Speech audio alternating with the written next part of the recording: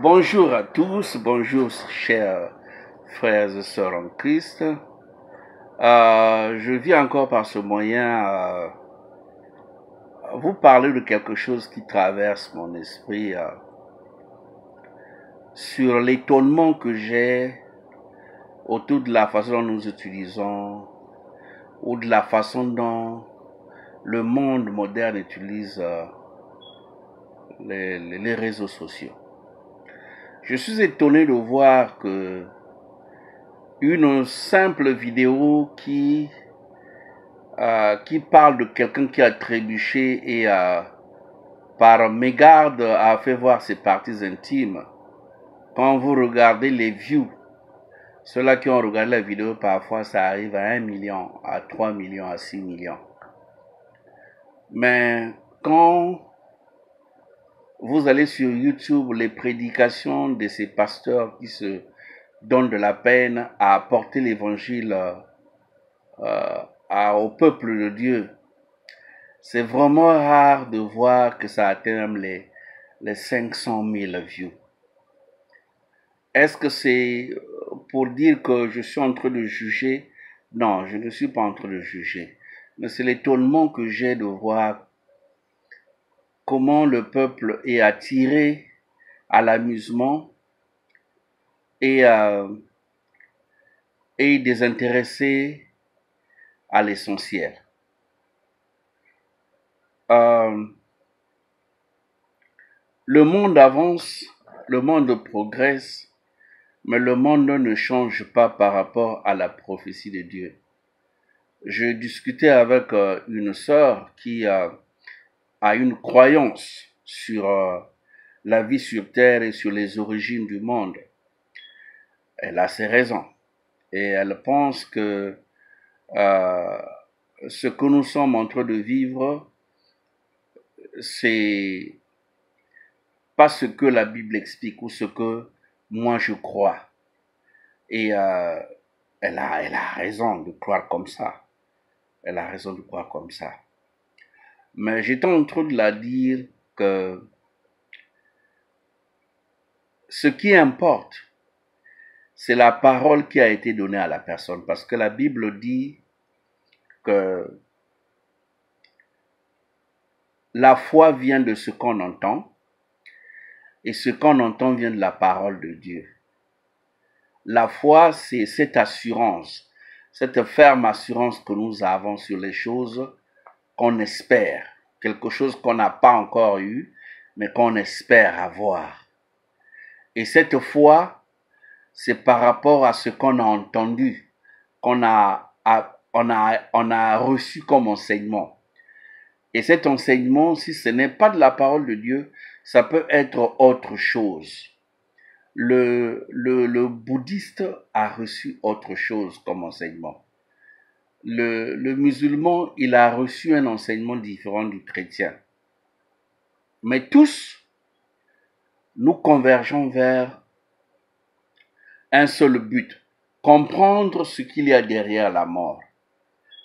Et je vous dis, mes frères et sœurs, Dieu, même si les hommes peuvent lui donner la possibilité de comprendre Dieu comme étant une science, Dieu n'est pas une science. Voilà pourquoi personne ne peut comprendre le miracle de la création, sinon Dieu lui-même. Parce que quand Jésus était en train de soigner l'aveugle Bartimée, il a soigné différemment de l'aveugle qui était assis à l'église quand les disciples Pierre et Jean sont allés au temple où ils ont dit à cet aveugle-là, nous n'avons ni or ni argent. À un autre aveugle, il a dit, il a dû prendre de la boue, mélanger avec sa salive et mettre sur les yeux. À un autre, il a dit, va te baigner dans le lac, dans le lac.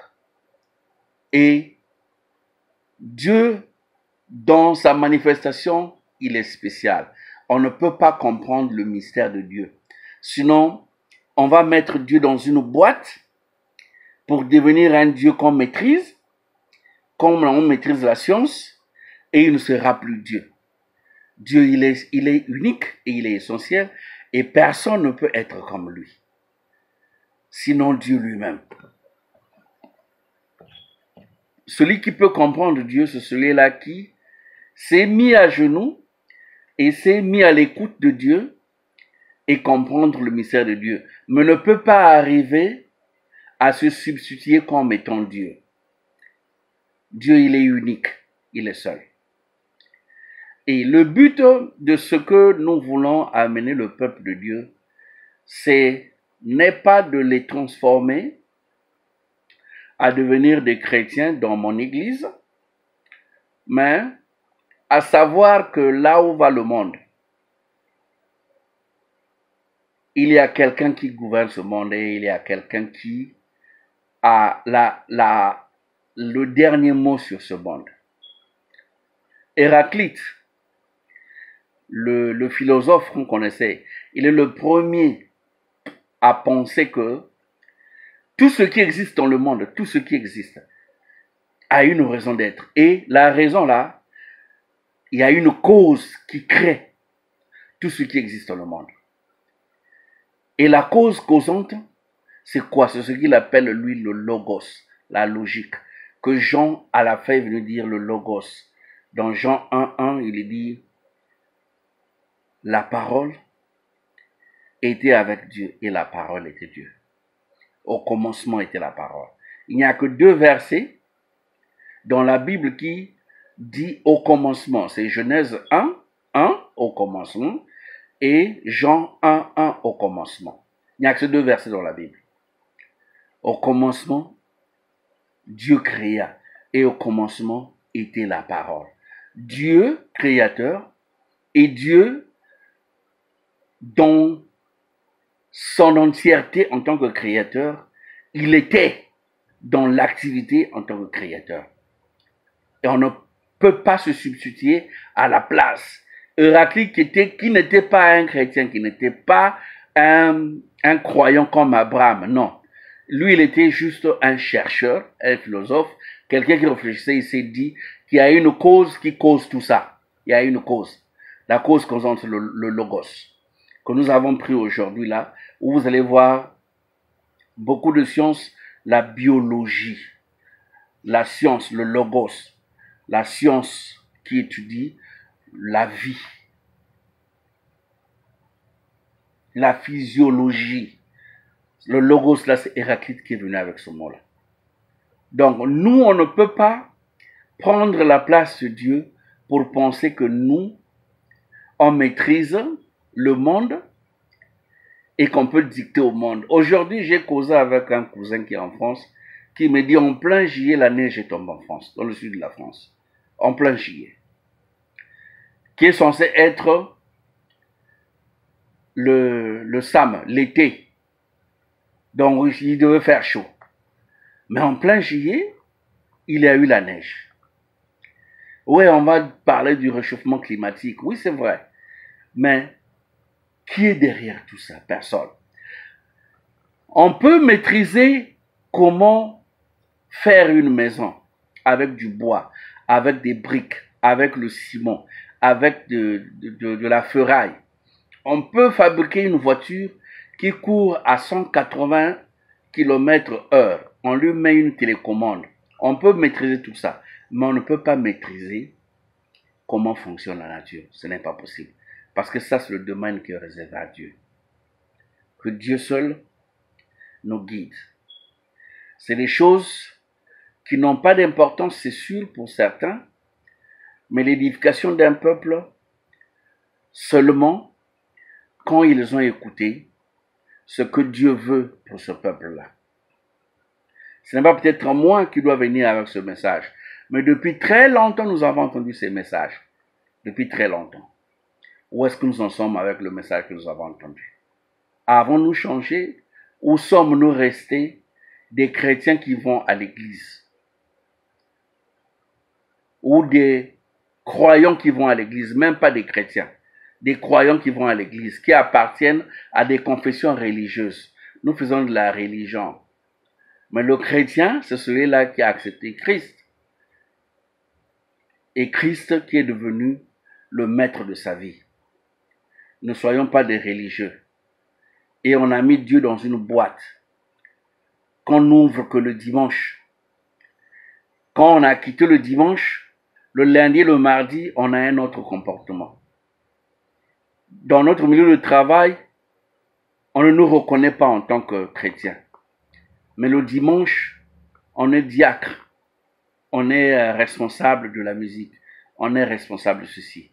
Mais quand on arrive dans notre foyer, c'est une femme tenace, c'est une femme cupide, c'est un père qui ne donne pas la possibilité à ses enfants de vivre la joie d'un père. Nous devons être des chrétiens, pas des religieux, pas des croyants qui vont à l'église, mais des chrétiens. Rappelons non seulement que Christ, qui est mort pour nous, il est mort, c'est pas parce qu'il a péché, mais il est mort parce qu'il nous a aimés. Et d'un amour propre. Oui, certains ne vont pas comprendre pourquoi. Mais pour ceux-là qui ont déjà écouté la parole, ils savent pourquoi. Et pour ceux qui n'ont pas encore écouté la parole, c'est une vérité irréfutable. Christ est mort, pas parce qu'il a commis un péché, mais c'est parce que il a voulu sauver nous les pécheurs. Et ça ne veut pas dire que ceux-là qui sont des prédicateurs sont les hommes parfaits. Non, il y a toujours le péché dans la vie de chacun de nous. Mais notre effort, c'est que la grâce de Dieu est sur nous et nous sommes toujours en vie. Merci pour aujourd'hui. J'ai dépassé l'1 minute, mais je voulais juste, ce n'est pas une prédication, lever une équivoque sur les vidéos que nous raffolons sur les réseaux sociaux, les réseaux sociaux et les vidéos qui sont l'essentiel, qui peuvent nous apporter la vie, qui peuvent nous apporter l'essentiel pour notre propre vie. C'est pas interdit de regarder les vidéos de divertissement, mais qu'est-ce qu'on gagne après avoir été diverti, après avoir vu une personne qui nous a divertis? Qu'est-ce qu'on a gagné? Mais quand la parole, tu l'as reçue, elle reste, elle demeure. Elle nous a fermés. Ça fait un gain pour nous. Et le Seigneur est content. Merci Père pour ce moment. Continue à parler dans nos vies. Et nous savons que tu parles toujours. Au nom de Jésus. Amen.